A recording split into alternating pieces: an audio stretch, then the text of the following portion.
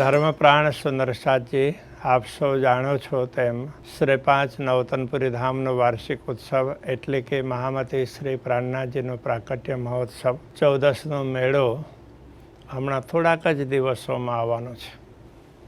14નો કાર્યક્રમ તો આવતા મહિના એટલે કે ઓક્ટોબરની 1લી તારીખે છે, પણ એને ધ્યાનમાં રાખીને 30મી સપ્ટેમ્બરના રોજ તો સવારે અહીં કાર્યક્રમ આરંભ થશે.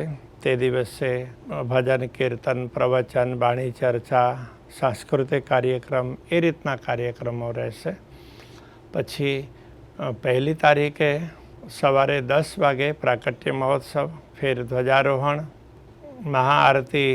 પ્રાકટ્ય મહોત્સવ એટલે તે સમયમાં મહાઆરતી અને પછી ધ્વજારોહણ, અને સાંજે 4 વાગે શોભાયાત્રા.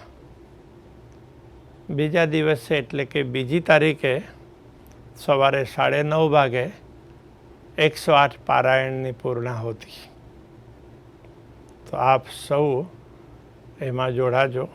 તો આપને ખ્યાલ જ છે કે નવતનપુરી ધામમાં મંદિરનું નિર્માણ કાર્ય ચાલુ છે, એટલે ઘણા બધા રૂમ વગેરે એ તોડી નાખેલ છે, એટલે થોડીક સુવિધાઓ ઓછી છે અને જગ્યા પણ થોડીક ઓછી છે. છતાં આપ લોકો એડજસ્ટ કરજો. કોઈને પણ તકલીફ પડે તો પહેલાંથી વિચાર કરીને જ આવજો કે ઓછી જગ્યામાં ગમે તે રીતે સમાઈ જવાનું છે. અને આપ લોકો રોકાવાના હિસાબે જે સુંદર સાથ આવતા હોય એ ચોક્કસ અમને પહેલાંથી જાણ કરી દઈએ, જેથી કરીને આપની યોગ્ય વ્યવસ્થા થઈ શકે.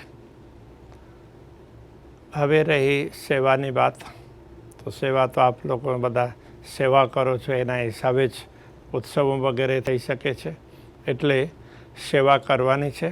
તો પારાયણની સેવા કરવાની. 108 પારાયણો અત્યારે વંચાય છે અને એની પૂર્ણાહુતિ અહીં થવાની છે.